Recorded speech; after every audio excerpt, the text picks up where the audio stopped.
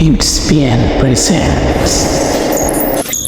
তোমার কাছে কোনো ট্যালেন্ট থাকতে পারে, তুমি অনেক কিছু করতে পারো, তুমি অনেক জানতে পারো, তোমার স্বপ্ন আছে অনেক বড় বড়, আর ওই স্বপ্নগুলোকে পূর্ণ করার ইচ্ছাও আছে অনেক। কিন্তু এটা তুমি ফেস করবে যখন তোমার মন খারাপ থাকবে, তখন তোমার ইরিটেশন বোধ হবে, কেমন কেমন লাগবে। তুমি ভালোই সেই কাজটিকে চুজ করো যে কাজ তুমি করতে ভালোবাসো, কিন্তু তবুও তুমি সহজেই সেই কাজটিকে করতে পারবে না। আর যখন মন ভালো থাকে, আমরা অ্যাক্টিভ ফিল করি, আমাদের তখন চিন্তা করার ধরন, কাজ করার ধরন সম্পূর্ণ আলাদা হয়ে যায়। এটা যার সাথে হয় সেটা ভালো করে ম্যাচ করতে পারছে। মন খারাপ থাকার সায়েন্সের দিক দিয়ে কী কারণ হতে পারে? বিজ্ঞান বলে কোনো কিছু কারণ ছাড়া ঘটতে পারে না। ঠিক এইভাবেই তোমার মন খারাপ থাকারও কোনো না কোনো কারণ থাকবেই।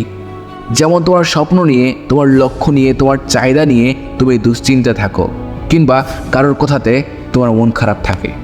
এই অবস্থায় ইরিটেশন বাড়তে থাকে, রাগ হতে থাকে, মন সম্পূর্ণ দিক দিয়ে অশান্ত হয়ে যায়। মন যখন শান্ত থাকে তখন কতটা না ভালো ফিল করি, যেই এনার্জি দিয়ে কাজকেও দ্রুততার সাথে করা যায় এবং মন বারবার ছুটে বেড়ায় না। হাসি খুশি থাকতে ভালো লাগে, পজিটিভ থাকতে ভালো লাগে। কিন্তু যখন আমাদের একদম মন খারাপ থাকে, তখন আমরা এইসব জিনিসগুলি ভুলে যাই, যেটা পরে রাগে বদলিয়ে গিয়ে তোমার শরীরের ক্ষতি করতে থাকে। সাকসেসফুল হওয়ার জন্য তোমার ফোকাস থাকা অনেক জরুরি। তাই তোমাকে সবসময় নিজের লক্ষ্যের উপরে ফোকাস করে থাকতে হবে। তুমি তো জানো, তোমার সাফল্যের লক্ষ্যে চলার পথে অনেক বাধা আসবে, এই বাধাগুলিও তার মধ্যে অন্যতম।